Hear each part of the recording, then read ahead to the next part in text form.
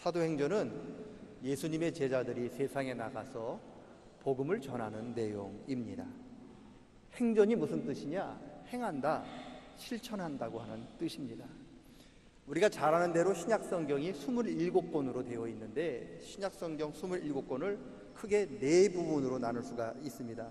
첫 번째는 예수님의 말씀과 예수님이 하신 일을 기록하고 있는 복음서죠.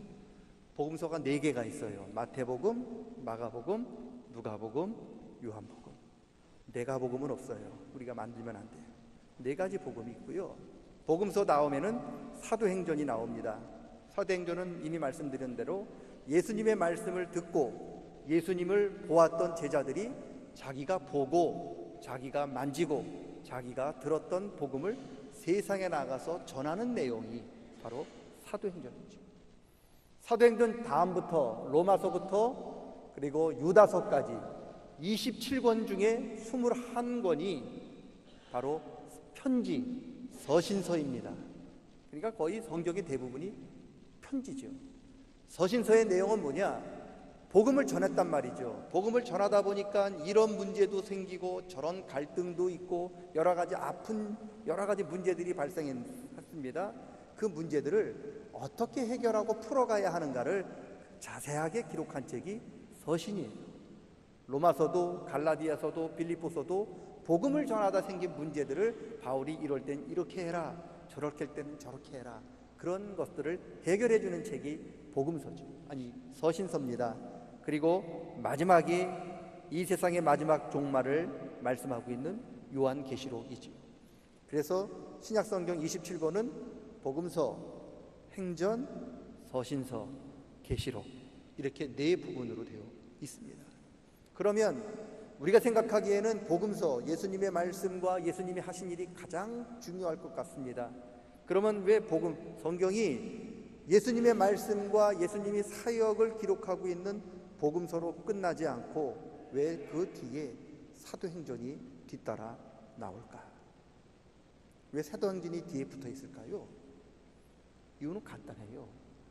복음은요, 듣기만 해서는 안 된다는 거예요. 복음을 들었으면 자기가 들었던 복음을 이제는 세상에 나가서 실천하고 내가 들었던 복음을 세상에 나가서 그대로 행해야 한다는 것을 가르치고 있는 겁니다. 그래서 사도행전 뜻은 하나님 말씀을 들었다면 이제 내가 들었던 말씀을 가지고 세상으로 나가야 한다라는 것을 가리켜 사도행전이라고 부르는 겁니다. 오늘날 교회의 문제가 뭐냐? 복음을 듣기만 하는 그런 교회, 말씀을 듣기만 하는 복음서의 교회만 있는 거예요. 다 듣기만 잘해요.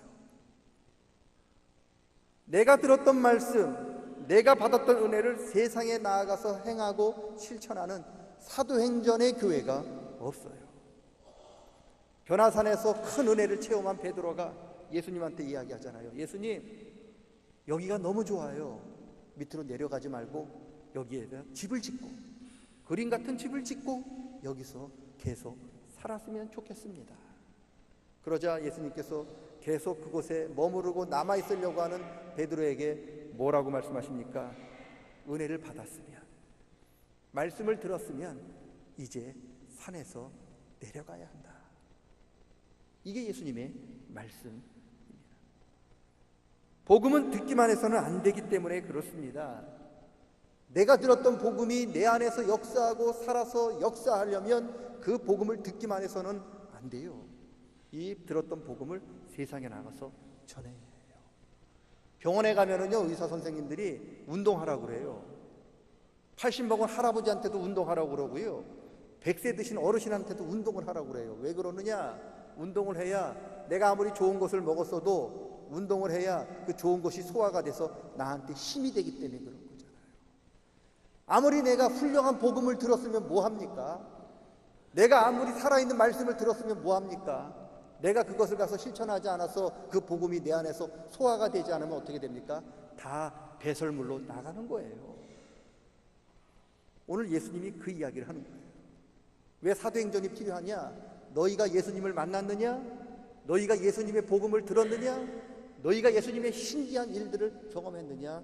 그러면 듣는 것으로 그치지 말고 나가서 행해라. 실천해라. 그래야 네가 들었던 복음이 살아서 너에게 뼈가 되고 내가 들었던 복음이 나한테 살아서 피가 되는 그런 살아있는 복음이 된다는 거예요.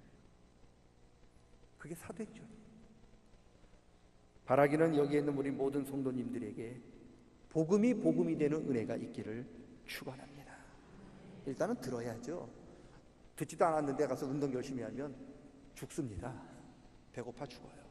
듣는 게 먼저입니다만 그 들었던 말씀이 살아 역사하려면 그 다음에 내가 그 들었던 말씀을 가지고 나가야 하는 거죠. 사도행전은 성령의 책입니다. 사도행전은요, 복음서에는 거의 나타나지 않는 성령에 대해서 사도행전을 읽어보면 성령의 역사가 얼마나 많이 나타났는지 모릅니다. 저 장로교 목사입니다만 제가 계속 얘기하잖아요. 저는 성령을 굉장히 중요시한다고요. 왜 그러느냐? 성령님이 도와주시지 않고 성령님이 역사하지 않으면 우리는 아무것도 할 수 없어요. 목사는커녕 우리는 어떤 직분도 감당할 수 없어요. 성령이 도와주지 않고 성령이 역사하지 않으면.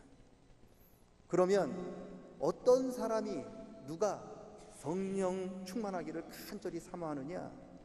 자기가 얼마나 무능한가를 하나님 앞에서 철저하게 체험한 사람이 하나님 성령 좀 주셔야 내가 삽니다라고 간구한다는 거예요.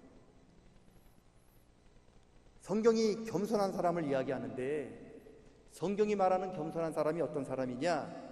자기가 너무너무 무능력하다는 것을 깨닫는 사람이 겸손한 사람이에요. 내가 무능한데 어떻게 다른 사람에게 날 자랑할 수 있겠어요? 내가 무능한데 어떻게 다른 사람 앞에 내 할 것을 드러낼 수 있겠습니까? 우리 못합니다. 못해요.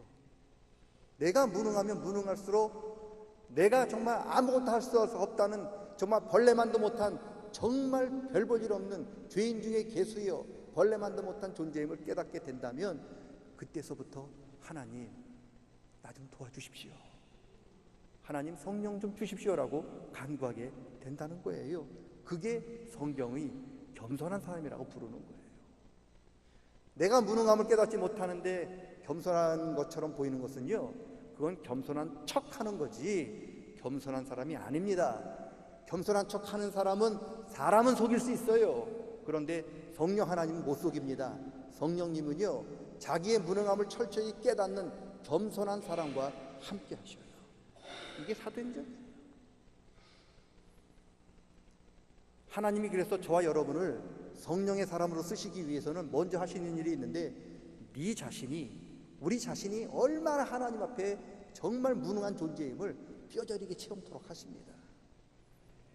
그런 역사가 없다면 하나님 앞에 엎드리세요. 하나님, 내가 얼마나 하나님 앞에 별 볼 일 없는 존재이고 정말 얼마나 하나님 앞에 무능한 존재인지를 좀 보여주십시오라고 간구할 때 하나님의 성령의 역사가 임하실 줄로 믿습니다.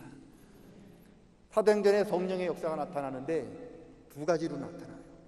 첫 번째는요, 우리가 잘 아는 대로 마가의 다락방에 120명이 모여서 기도할 때 성령의 역사가 임했습니다.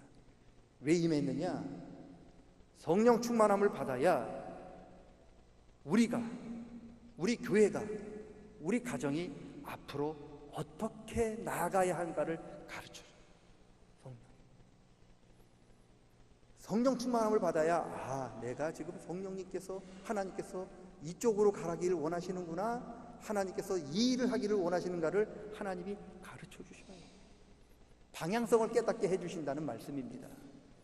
그래서 사도행전 1장 8절에 먼저 예수님께서 제자들에게 너희가 하나님의 일을 한다고 덤비고 설치기 이전에 먼저 성령 충만함을 기다리고 사모해라.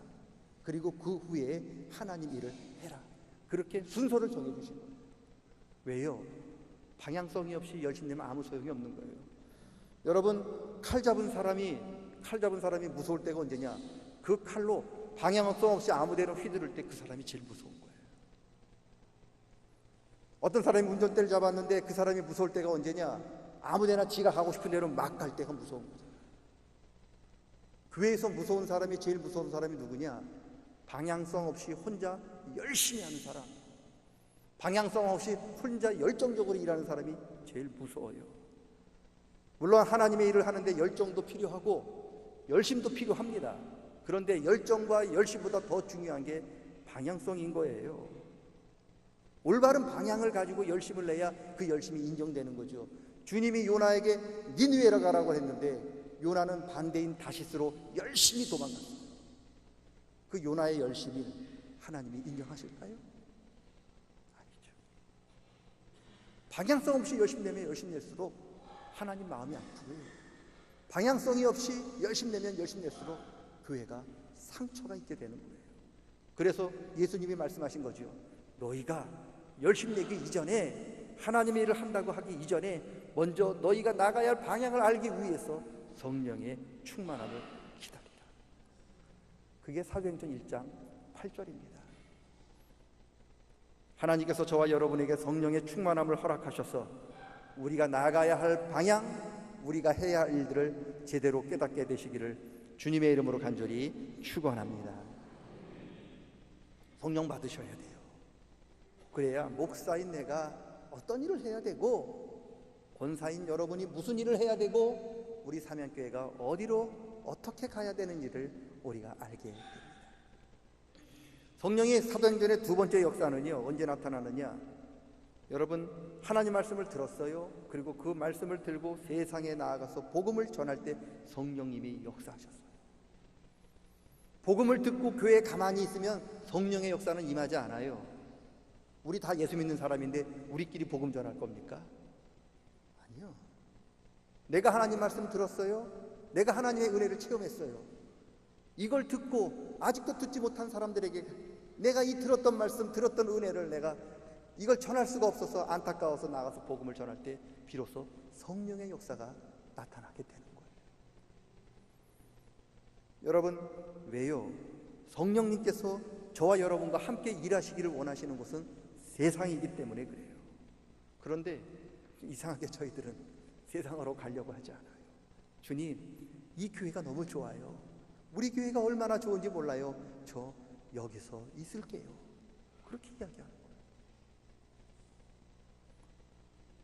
왜 제 설교를 1년에 52번, 매주일마다 들으면 52번, 제가 10년 넘었으니까 520번 들었는데, 설교를 하는 저도, 설교를 매주일 듣는, 열심히 듣고 노트까지 기록하는 우리 성도들도 왜 성령의 역사를 경험하지 못하느냐? 듣기만 하고 가려고 하지 않기 때문에 그렇습니다. 여러분, 하나님께서는요, 우리 초대교회에 있는 성도들이 세상으로 나아가지 않고 예루살렘에만 머무는 것을 원치 않으셨습니다. 여러분, 세상으로 가셔야 합니다. 그럴 때 여러분, 우리가 복음을 들고 세상에 갈 때 초대교회 예루살렘에 임하셨던 그 성령의 역사가 저와 여러분에게도 임하실 줄로 믿습니다. 많은 분들이 초대교회야말로 가장 아름다운 교회, 가장 이상적인 교회라고 이야기를 합니다. 왜냐? 초대교회는요, 말씀이 넘쳤어요. 말씀의 능력이 나타났어요. 베드로가 한번 설교를 하면 3,000명이 돌아와서 회개를 했어요. 그리고 성령의 역사도 넘쳤습니다. 그리고 아무리 핍박을 하고 박해하고 예수 믿는 스데반을 잡아서 순교를 시키고 돌로 때려서 죽여더라도 초대교회는요, 믿음이 흔들리지 않았어요. 그리고 모이기에 힘썼어요. 모이면 기도했어요. 열심히 뜨겁게 기도했고요. 그리고 모이면 성도의 교제를 나눴어요. 여러분, 성도끼리 교제를 나누다 보면 많은 물질이 필요해요. 밥을 먹어야 되고 떡을 떼야 되는데 이게 어디서 납니까? 돈이 있어야 되잖아요. 그러자 몇몇 사람들이, 교회에 은혜 받은 사람들이 자기 재산을 팔아서 교회에 바치고 필요한 사람 마음껏 필요에 따라 가져가십시오라고 하는 이런 정말 기적 같은 놀라운 헌신이 초대교회에 있었단 말이죠. 말씀 살아있죠. 그리고 능력이 나타나죠. 그리고 성도의 아름다운 교제가 있죠. 성도의 그 뜨거운 헌신이 있죠. 오늘날 툭하면 싸우고 툭하면 다투고 분열하는 오늘날 우리 교회에 비하면, 여러분, 우리 현대교회에 비하면 초대교회는 마치 하나님 나라 같아요. 이렇게 아름다운 교회가 없어요. 그런데요, 오늘 우리가 읽은 본문 사도행전 8장 1절을 보시면 이 아름다운 예루살렘 교회에 큰 박해가 임하게 됩니다. 그래서 모든 사도들을 제외한 모든 성도들이요, 다 예루살렘 교회를 강제로 떠나요. 그리고 유대와 사마리아 모든 땅으로 흩어지게 되는 겁니다. 왜 그럴까요? 그래서 오늘 성경 제 설교 본문 제목이 왜요? 하나님 나라 같은 이 교회, 말씀이 살아있고 역사가 넘치고 성도의 교제가 있고 그리고 진정한 헌신이 있고 아름다운 찬양이 있는 이 교회, 이 아름다운 예루살렘 교회에 왜 하나님께서 박해를 허락하셔서 왜 모든 성도들을 다 뿔뿔이 흩어지게 하셨을까요? 그런 교회 좀 남겨두면 안 될까요? 왜 그럴까요? 사도행전 1장 8절에 나타나는 예수님 명령 때문에 그래요. 뭐라고 그러셨어요? 성령이 너희에게 임하면 너희는 예루살렘으로 가라, 유다로 가라, 사마리아로 가라, 그리고 능력이 있으면 땅끝까지 가라. 이게 예수님께서 교회에게 주신 명령이에요. 이게 교회의 사명인 거죠. 그런데 사도들과 수없이 많은 초대교회 예루살렘 교회는요, 성령의 충만함을 경험하고 말씀의 충만함을 경험했는데도 예수님 말씀처럼 예루살렘을 빠져나간 사람이 없어요. 사마리아로 간 사람이 없어요. 유대 땅으로 간 사람이 없습니다. 그저 여전히 예루살렘에 머물었어요. 그곳에서 성도의 교제를 했고 그곳에서 성도들이 헌신했고 그곳에서 말씀을 나누기에 바빴던 거죠.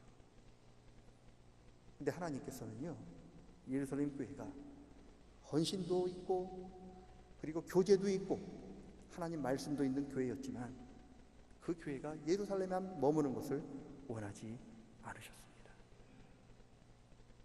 자기들끼리 교제하고 자기들끼리 사랑을 나누고 자기들끼리만 은혜를 나누는 그런 교회가 아니라 하나님께 받았던 은혜와 하나님께 들었던 그 말씀을 세상에 나아가서 전하는 그런 교회가 되기를 원하셨어요. 그래서 사도행전 1장 8절에서 성령이 너희에게 임하면 너희가 가야 한다, 사마리아로 가야 한다, 유다로 가야 한다, 그리고 땅끝까지 가야 한다라고 분명하게 이미 교회에 대해서 이미 말씀해 주셨던 거예요. 그런데 예루살렘 교회가요, 은혜 받고 하나님 말씀 듣기에 바빠서 거기에는 몰두를 했는데 그 누구도 예루살렘을 떠나서 밖에 나가서 자기가 받았던 은혜와 말씀을 나누는 사람이 없었던 거예요. 그러자 하나님께서 극단적인 방법으로 박해라고 하는 몽둥이를 드셔서 초대교회를 치신 거예요. 얼마나 치신지 아십니까? 사도 12사람, 11사람, 12, 마띠아까지 뽑았으니까 12사람 외에 교회에 남아있는 사람이 한 사람도 없어요. 다 쫓겨났습니다. 다 유다로 쫓겨났고요, 다 사마리아로 쫓겨났어요. 숨어있는 사람, 예루살렘을 떠나지 않고 숨어있는 사람 어떻게 한지 아세요? 사울이라고 하는 하나님이 또 다른 그릇을 드셔서 숨어있는 사람들을 속속들이 잡아내시는 거예요. 떠나라는데 떠나지 않는 사람들, 집에 숨어있는 사람들, 사울이라는 사람이 집마다 들어가면서 각 집에 들어가 남녀를 불문하고 다 잡아다가 감옥에 가뒀어요. 이게 사울이 한 일입니까? 아니요. 하나님이 그렇게 하신 거예요. 왜요?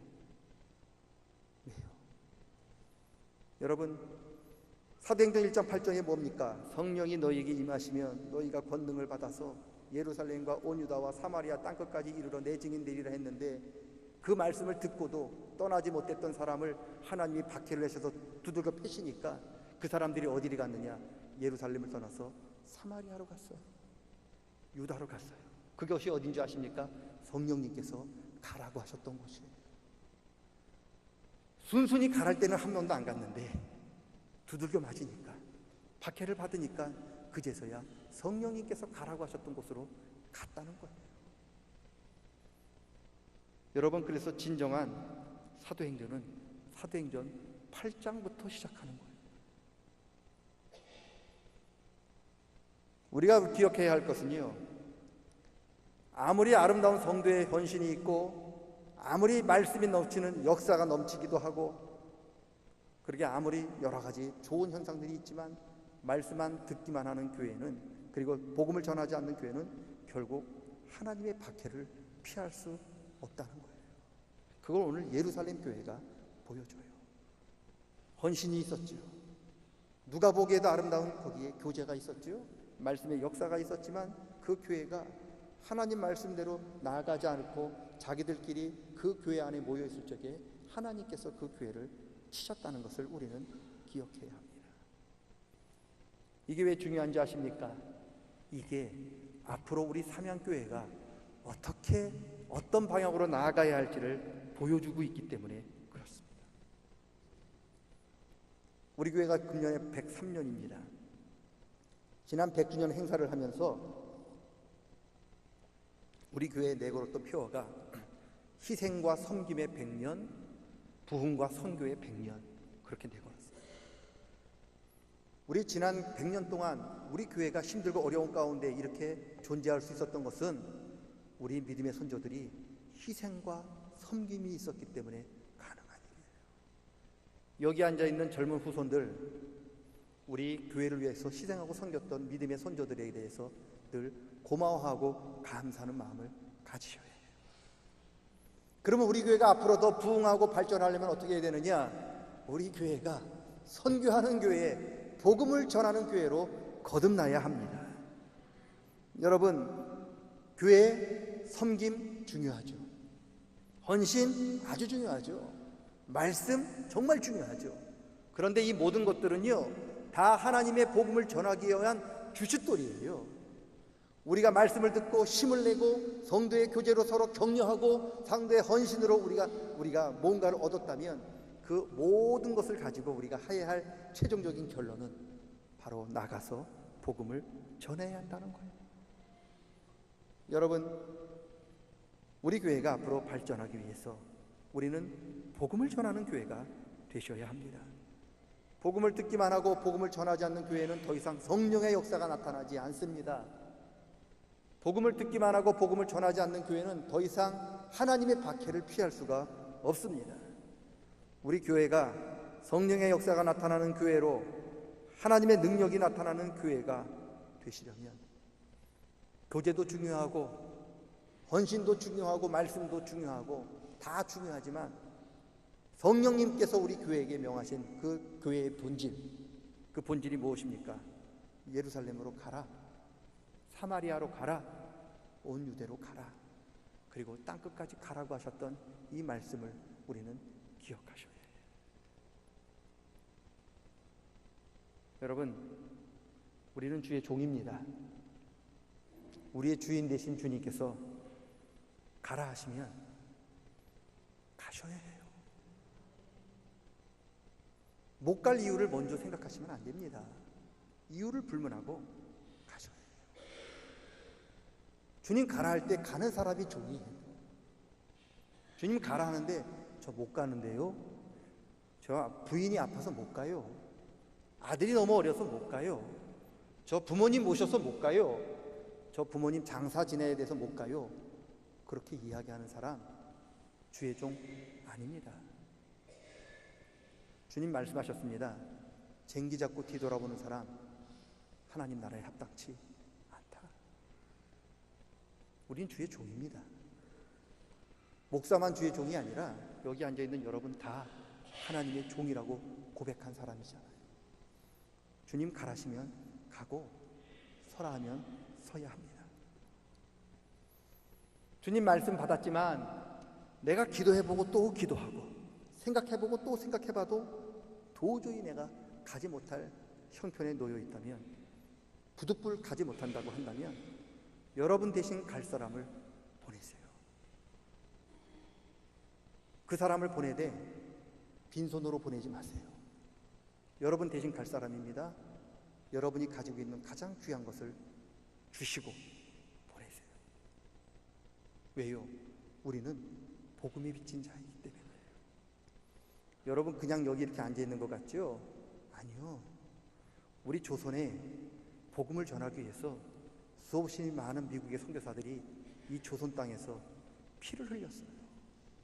그 핏값으로, 복음의 빚진 값으로 우리가 지금 이 자리에 앉아서 예수 믿고 구원받은 거예요. 여러분, 이제 우리가 복음의 빛을 갚아야 할 때가 되었습니다. 가든지 혹은 누구를 보내든지 할 때 제가 살고 우리 교회가 살고 우리 가정이 살게 될 줄로 믿습니다.